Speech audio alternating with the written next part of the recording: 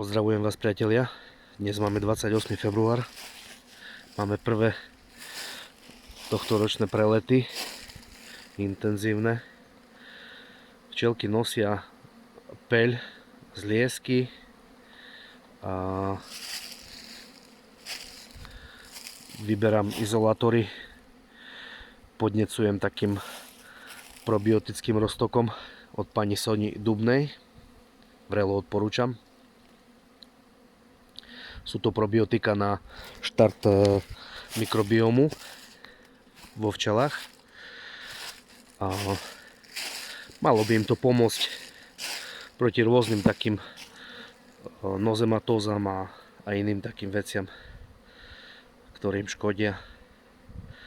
Že včelky pekne sa prelietávajú. Toho roztoku nedávam veľa. Podávam ho v cukrovom roztoku 1:1. Mám na to odmerku.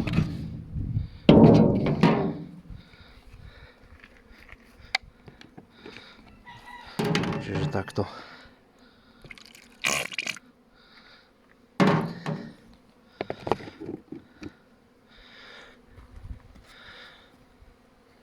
Čiže prajem všetkým včelárom, nech vám to bzučí.